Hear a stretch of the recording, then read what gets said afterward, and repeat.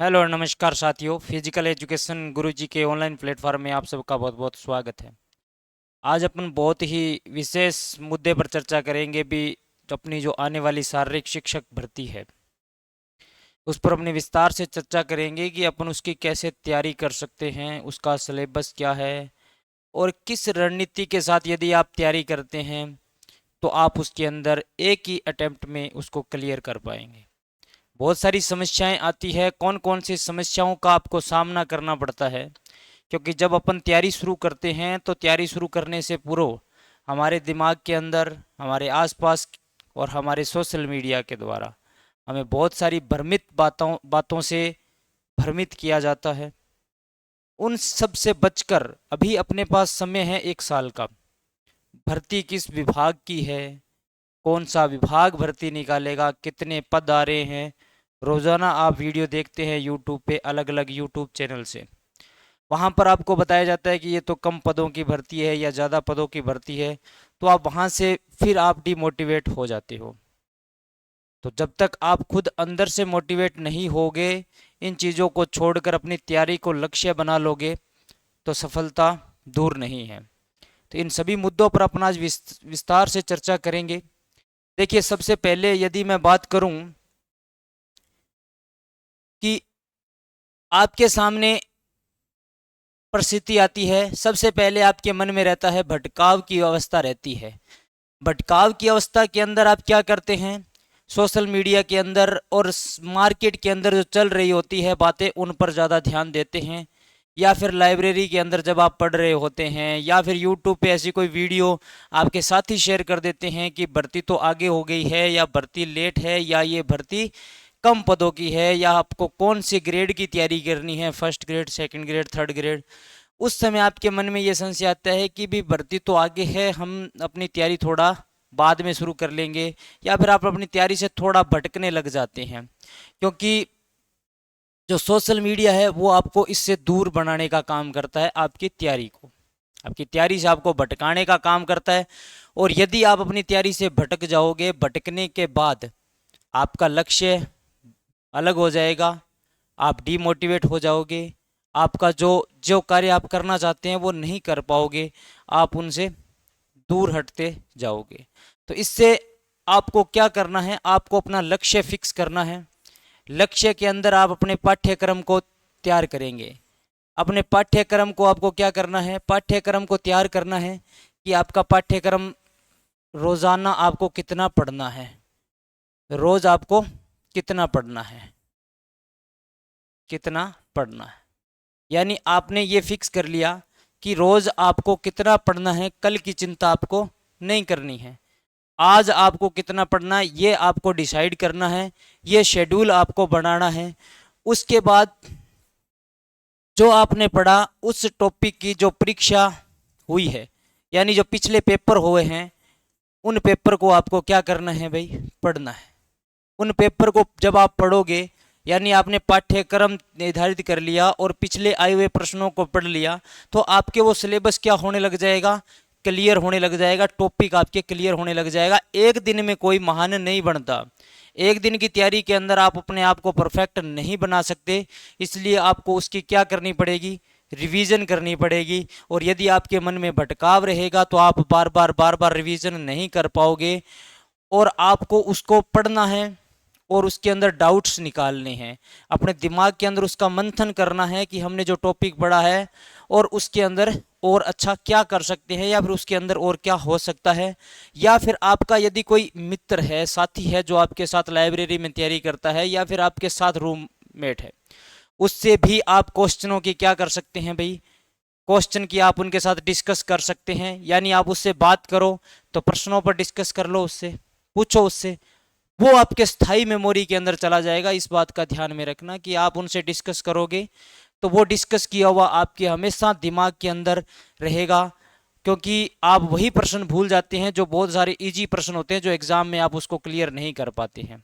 इसलिए अपने मित्र कम रखिए, लेकिन जितने भी रखो, कम मित्र होंगे तो आप बहुत अच्छे से कर पाएंगे। यदि आपके मित्र ज़्यादा होंगे तो उनको आपको समय ज़्यादा देना पड़ेगा, और समय ज़्यादा देना पड़ेगा तो वो आपको कोई ऐसी न्यूज़ सुना देंगे जिससे आपको डिमोटिवेट हो जाओगे अंदर से। अभी प्रेरणा आपके अंदर तब तक खुद से नहीं आएगी ना, क्योंकि ज़्यादा अगर आप सोशल मीडिया पे रहोगे, ज़्यादा आप इधर उधर की बातें सुनोगे या ज़्यादा आप उस पर ध्यान दोगे तो आप अपने लक्ष्य से चूक जाओगे। फिर आपकी जो शारीरिक शिक्षक बनने का सपना है वो शायद दूर हो सकता है। यदि आप चाहते हैं ना अभी आने वाली भर्ती के अंदर आराम से हमारा सिलेक्शन हो जाए, तो आपका लक्ष्य फिक्स होना चाहिए, आपका डेली का रूटीन होना चाहिए कि हमें इतना पढ़ना है, इतना नहीं पढ़ना है। इस बात का आपको ध्यान रखना। आप अपने क्वेश्चन की उनके साथ डिस्कस कर सकते हैं, फिर आपको पता चलेगा कि पीछे जो प्रश्न आए हैं वो किस प्रकार से प्रश्न पूछे गए हैं। यानी यदि आपके टॉपिक क्लियर होगा तभी आप प्रश्नों की भाषा को समझ पाएंगे और आने वाली भर्ती के अंदर आप अच्छा कर पाएंगे। आपने देखा होगा, बहुत सारे बच्चों को ये सुना होगा या खुद आपने भी कोई एग्जाम दिया होगा, उसमें आपने देखा होगा कि हमने पेपर तो बहुत अच्छा किया था, यानी हमारे वो प्रश्न आ रहे थे लेकिन हम पेपर में कर नहीं पाए क्योंकि हम उस पेपर की लैंग्वेज को नहीं समझ पाए। पेपर की लैंग्वेज को यदि आप नहीं समझ पाओगे, टॉपिक को कंसेप्ट जब तक आपका क्लियर नहीं होगा, उसको 2 बार 4 बार पढ़ो। पहले उसको पढ़ो, फिर उसके शॉर्ट नोट्स बनाओ, फिर उसके टॉपिक को क्लियर करो, फिर उस पर मंथन करो, फिर आप उसको बार बार रिवाइज करो। जितनी बार रिवाइज करोगे उतनी बार आपके वो कंठस्थ होता जाएगा। अब देखिए पाठ्य सामग्री, सबसे बड़ी समस्या आती है कि सर बुक कौन सी पढ़े, सर कोचिंग कौन सी करें, कोचिंग कहाँ से करें, बुक कौन सी पढ़ें, कौन सी बेस्ट बुक रहेगी। तो आपके पास जो भी बुक है, यदि आपने ऑनलाइन कोचिंग कर रखी है, ऑफलाइन कोचिंग कर रखी है, कोई दिक्कत वाली बात नहीं है। नहीं की है तो आपके पास जितना मैटर है, मैटर को बढ़ाने की आवश्यकता नहीं है। जितना मैटर है उसको यदि आप पढ़ लेते हो अच्छे से तो आपका सिलेक्शन श्योर हो जाएगा। यदि आप इधर उधर से, साथी ने बताया कि ये पढ़ लो, उसने बताया ये पढ़ लो, तो आप वहाँ पर भटक जाओगे अपने रास्ते से, क्योंकि आपको जो याद है आप उससे भी वंचित रह जाओगे। इसलिए आपके पास जो मैटर है, जो किताबें हैं, एनसीईआरटी की है, सरस्वती पब्लिकेशन की है ना, सीबीएसई की जो बुक की हैं वो ले आओ, पढ़ो उनको। और भी मार्केट के अंदर बहुत सारी बुक्स चल रही है जो पीटीआई के लिए इनफ है, आराम से आपका वहाँ से क्लियर हो जाएगा, तो वो आप बुक वहाँ से ले सकते हैं। तो आपको अपनी पाठ्य सामग्री का भी खुद को चयन करना पड़ेगा और आपको ये भी चयन करना पड़ेगा कि मुझे कहाँ से पढ़ना है, कितना पढ़ना है, क्या पढ़ना है। और आपका डेली का रूटीन फिक्स होना चाहिए कि हमें ये फिक्स है हमारा। उसके बाद अपन चर्चा करेंगे अपना जो पीटीआई का पेपर होने वाला है, यानी शारीरिक शिक्षक पीईटी का पेपर जो होने वाला है, पीईटी का पेपर जो होने वाला है, ये पेपर आपका 13 सितंबर 2026 को होगा। कब होगा भाई? 13 सितंबर 2026 को होगा। आपके पास समय बहुत कम है, समय आपके पास कम है, तो आपको अभी से तैयारी करनी पड़ेगी। आप बहुत सारे बच्चों को ये पूछा होगा या आपने देखा होगा, आपके साथ ये बोल रहे होंगे कि पेपर को अभी 1 साल पड़ा है, आराम से क्लियर कर लेंगे, कोई दिक्कत वाली बात नहीं है, अभी तो हमने शुरू ही नहीं किया, पढ़ लेंगे जैसे नज़दीक है। लेकिन ये आप बहुत बड़ी गलती कर रहे हैं।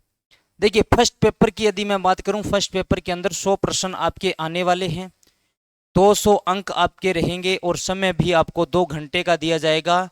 नेगेटिव मार्किंग इसके अंदर आपकी रहने वाली है। कम से कम आपको कितने 40% आपको लाने हैं। और एससी एसटी को आपको कितने अंक लेके आने हैं भाई? 35% अंक लेके आने हैं।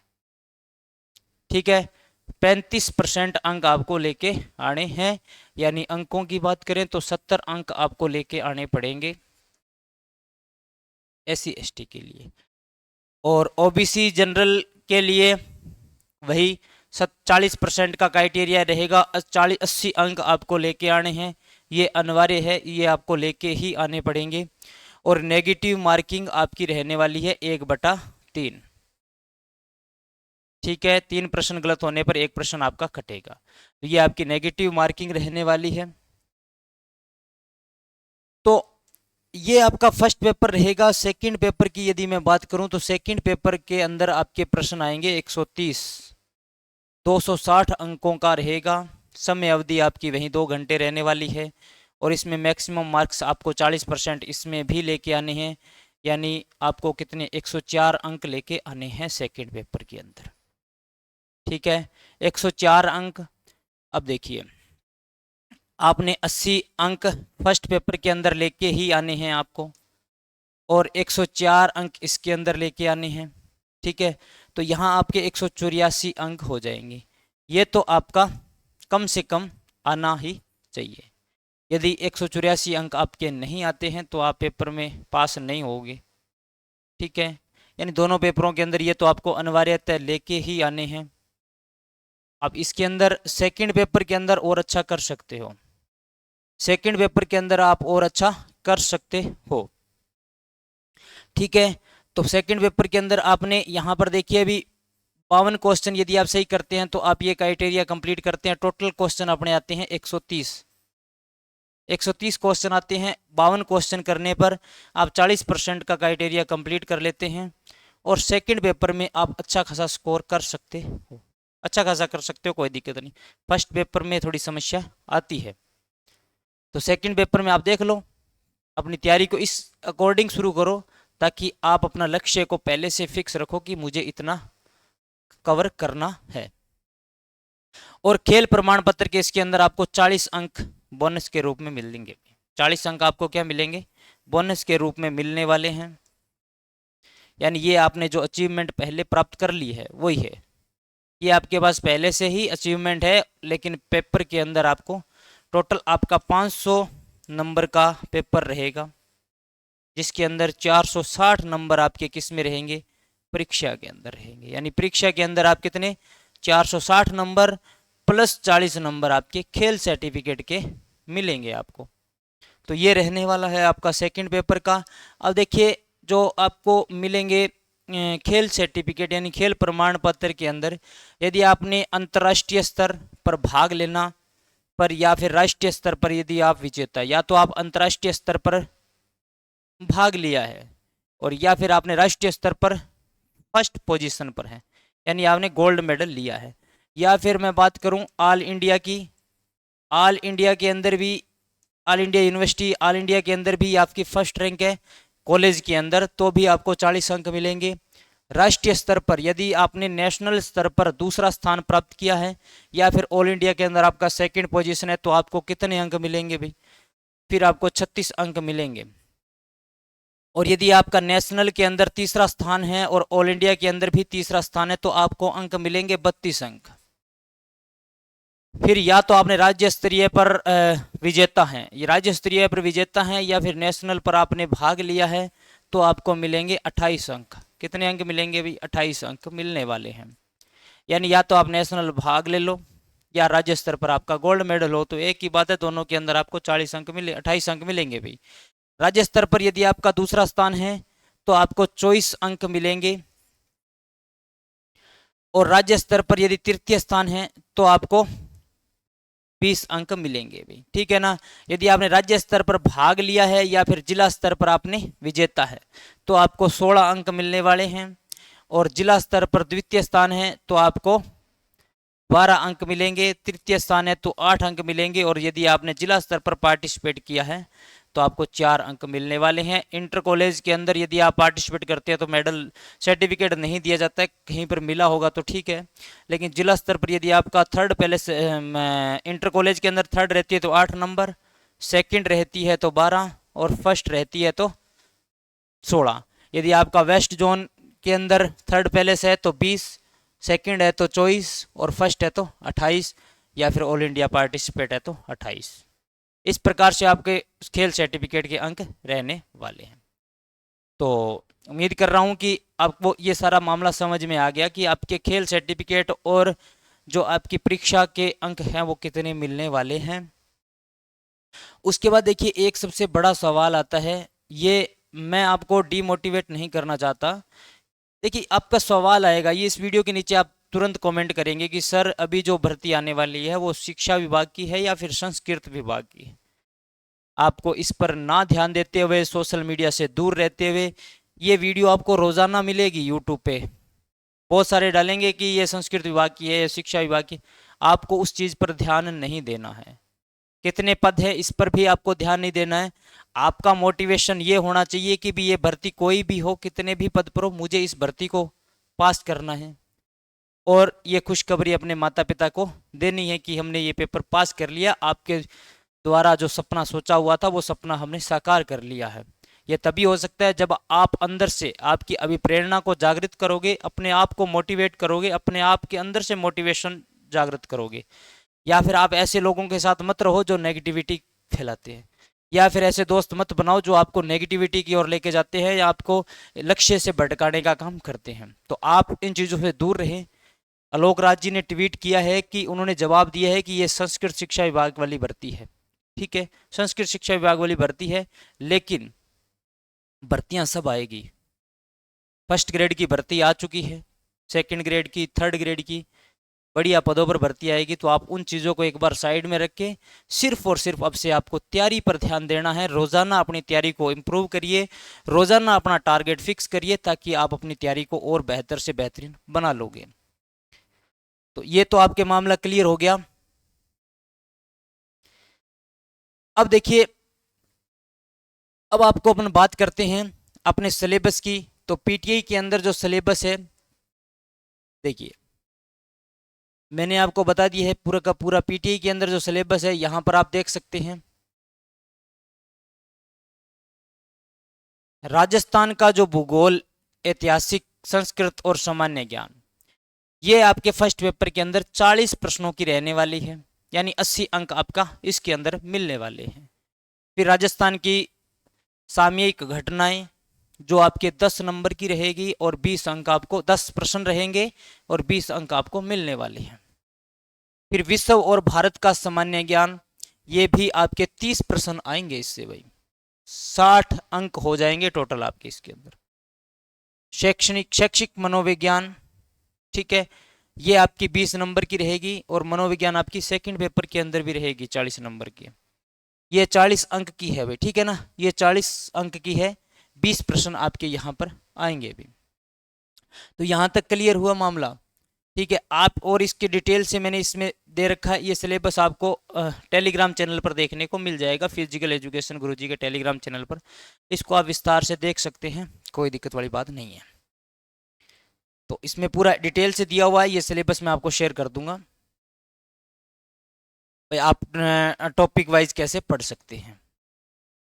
उसके बाद यदि मैं सेकंड पेपर की बात करूं, तो सेकंड पेपर के अंदर आप देख लीजिए, सेकंड पेपर का जो सिलेबस है, सेकेंडरी और सीनियर सेकेंडरी स्तर की शारीरिक शिक्षा का सामान्य ज्ञान, जिसके अंदर आपके 30 प्रश्न आएंगे, 60 अंक की रहने वाली है। सबसे बड़ी यूनिट ये है। यूनिट की बात करें तो फर्स्ट यूनिट हो जाएगी भी, ठीक है ना, जिसके अंदर आपकी 10वीं 12वीं की सामान्य शारीरिक शिक्षा का ज्ञान है और 30 प्रश्न इसके अंदर आपके आने वाले हैं। खेल और शारीरिक शिक्षा का सामान्य ज्ञान, समसामयिक घटना और इतिहास, यानी खेलों के इतिहास, मेजरमेंट वगैरह जो भी अपन डिटेल से पढ़ेंगे। और ये यूनिट की बात करें तो दूसरी यूनिट है भाई, ठीक है ना, दूसरी यूनिट है और ये 20 प्रश्न इसमें से आएंगे, 40 अंक की आपके रहने वाली है।